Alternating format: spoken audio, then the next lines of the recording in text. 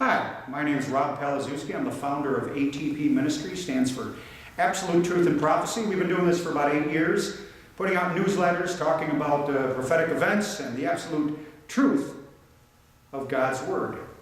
This is our first video. It's something we call E.T., the Nephilim and the Antichrist. There's a relationship there. Oh my! Story begins Mount Graham, Arizona. Catholic Church happens to have an observatory there. It is run by the Vatican Jesuits.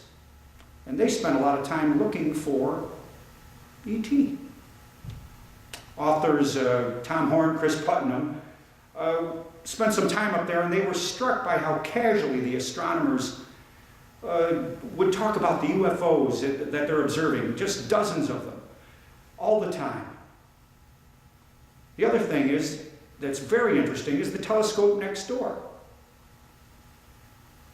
And the Vatican does have a stake in that telescope. It's something called Lucifer.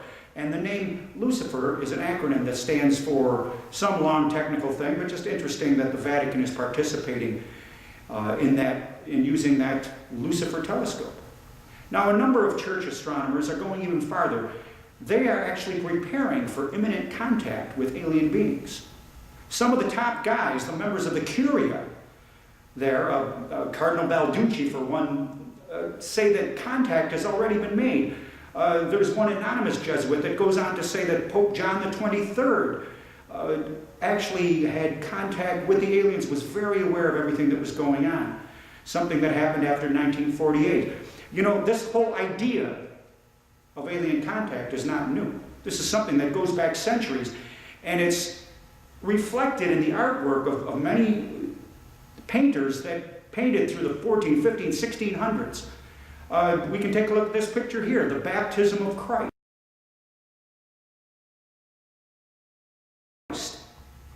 And if you notice right at the top of that picture, that looks like an alien craft shining down during the baptism of Christ. This is not to say that the thing happened that way, but it is to say that it did reflect the worldview of the artist, that some religious events were tied into contact with otherworldly beings and something to do with space. Very interesting.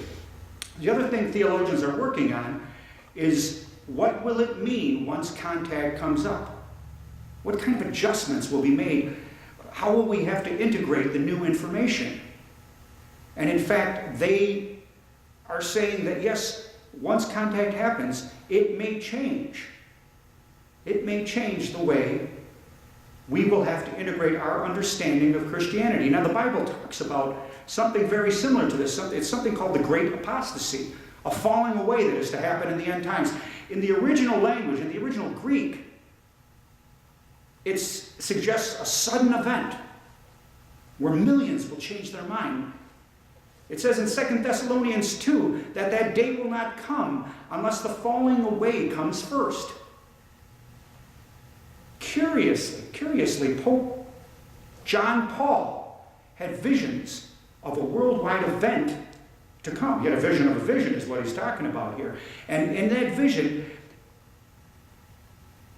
it was related by Father Malachi Martin, who was a Vatican Jesuit and a good friend of the Pope, that they're to expect a vision or a sound or an odor, and that will turn the faith of the entire world over to the Catholic Church, to the truth of the gospel as they preach it.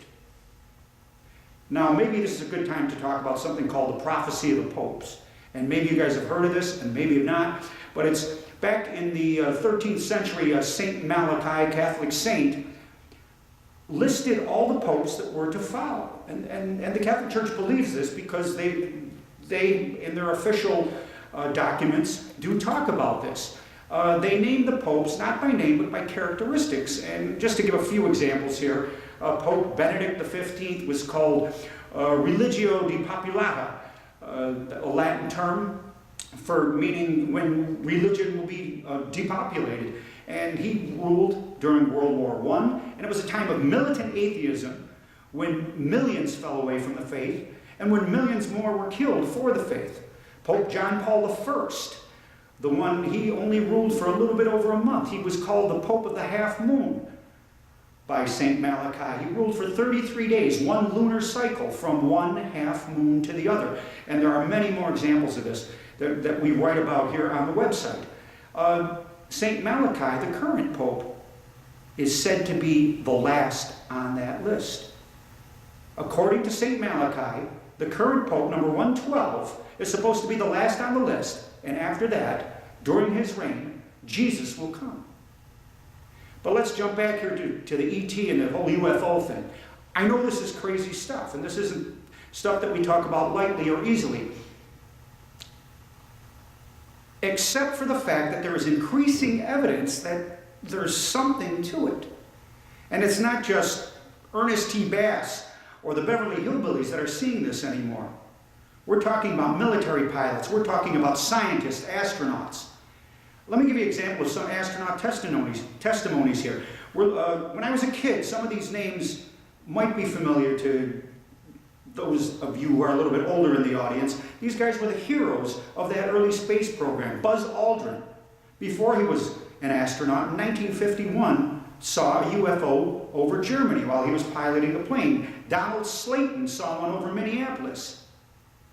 Buzz Aldrin told Larry King that he saw UFOs while on his Apollo 11 mission. Astronauts Lovell and Borman saw UFOs on their 1965 Gemini flight. Scott Carpenter said, at no time when the astronauts were in space were they alone. There was a constant surveillance by UFOs. These are scientific men, pilots. There have been documented sightings by the thousands. There were in 1989 to 1990, there was something called the Belgian wave, where over 26,000 UFOs were sighted over a short period of time over Belgium. And these, of course, were observed by military people. They were caught on radar. They were observed by pilots over and over again. Mexico during the 1990s was another time when all of this got to be very serious. In 1997, as you can see here in this picture, CNN and Fox News carried something, the coverage of something they called the Phoenix Lights, when day after day, lights were appearing over Phoenix, Arizona. And then it gets even crazier. There's the full contact, really crazy stuff. What about the ones who supposedly had contact with alien beings? Well, more and more scientists are starting to believe in this reality. Harvard psychologist John E. Mack says that this is absolutely real, that these are not psychological manifestations, but that this is a real thing here. Jacques Vallée, the main expert of ufology, said that these are more than just mere aliens. They are interdimensional beings, spiritual beings. So now, why does the Roman Church have such a deep interest in what's coming? Father Malachi Martin said that the Church is looking for some event that will fission human history, that will split everything, and like we said before, will draw everyone to the Catholic Church. But what is the nature of these beings that they're seeking? Well, we're going to have to take that up next time. Listen, if you want to read more about this, you can do so at our website in our current series, and that website is atpministry.com. In singular, atpministry.com. Till next time, Rob Palazuski. We'll see you.